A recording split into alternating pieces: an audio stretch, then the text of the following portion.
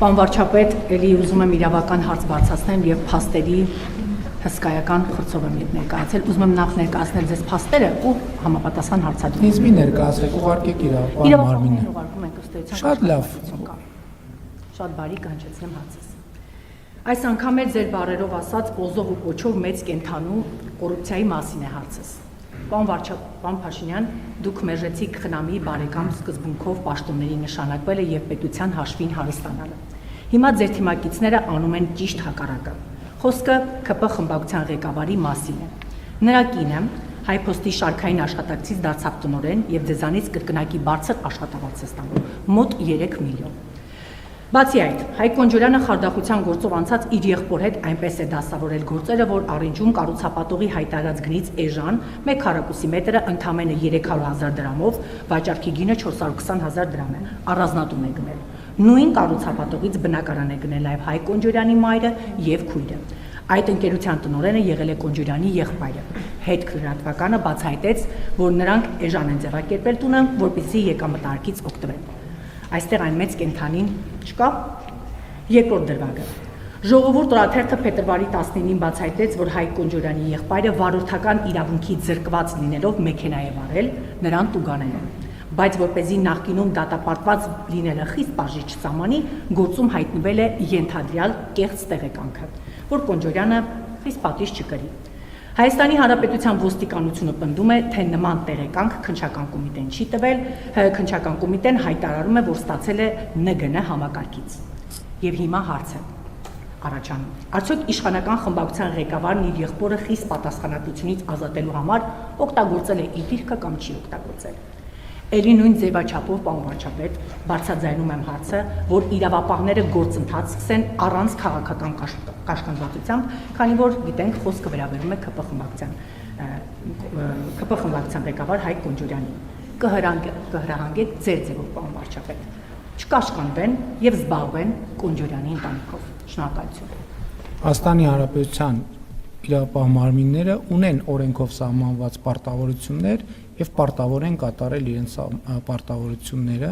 բայց ես ելի եմ ասում, մենք չունենք պարտավորություն ձեր ասածները ընդունել հալած յուղի տեղ, որովհետեւ հիմա այդ բնակարանների թեման ես մի անգամ ասացի, հետո ինչ որ մի ժամանակ լռություն էր, հարգել լրագրողներ, որ հիմա իմանանք ձեզնից, փորձենք բարձել ձեզնից ով է բնակարան գնել եւ ինչ գնով, կարող է պարզվի եկեք այդ նույն սկզբունքը կիրառենք։ Հայաստանում հարյուրավոր ընդդիմադիր գործիչներ եւ լրագրողներ բնակարաններ են ձեռք բերել։ Մի րոպե, մի ընդհատեք։ Շատ լավ, եթե ուզում եք, ինքնահայտարարագրեք, ինչի՞ չեք հայտարարում, ով ինչ գնով է բնակարան ձեռք բերել, որ մենք էլ մի հատ հələ կարողանանք համեմատալ ձեր ասած գինը եւ իրականությունը համապատասխանում է իրան։ Այդ նույն միկրոֆոնի տակ կարելի է կանգնել եւ ձեր թերթի խմբագրի մասին տասնյակ էջերով նմանատիպ ճառեր կարդալ։ Բա որ մի հատ իրավապահ մարմինը փորձի դրանցից մեկով զբաղվել, ինչ եք ասելու, ասելու եք, վայ, քաղաքական հետապնդում եւ այլն եւ այդպես շարունակ։ Այսինքն դուք այս ամբիոնը օգտագործում եք Հայաստանում հաստատված խոսքի ազատությունը օգտագործում եք մարդկանց հասցեին ուղակի մերկապարանոց մեղադրանքներ շպրտելու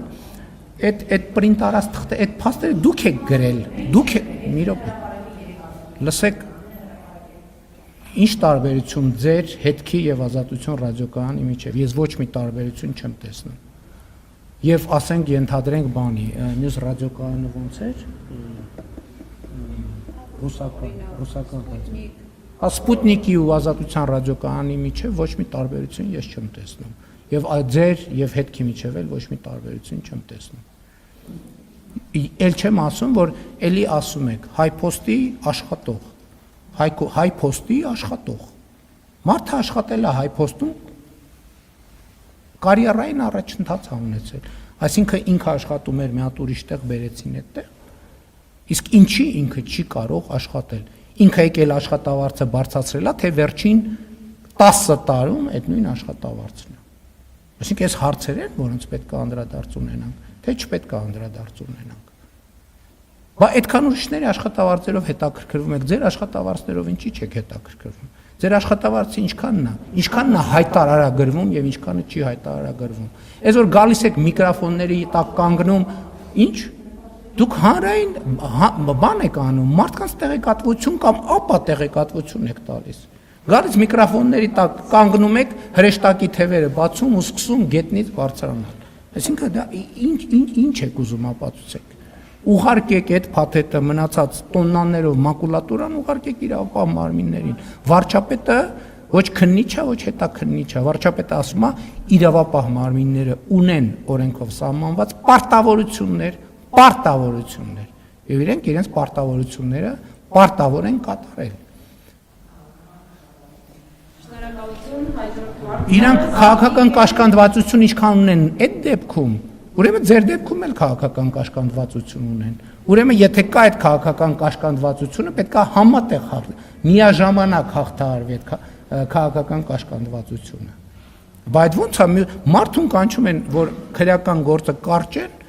4 օր աղմուկ է, ստորագրահավաք է։ Այսինքն ինչ կամ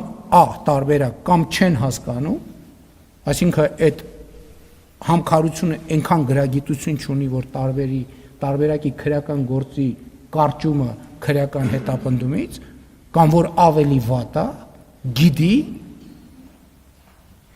եւ հիբրիդային գործունեությամբ զբաղված։ Հավանիչ տեսանյութը եւ բաժանորդագրվիչ նորությունները բաց չթողնելու համար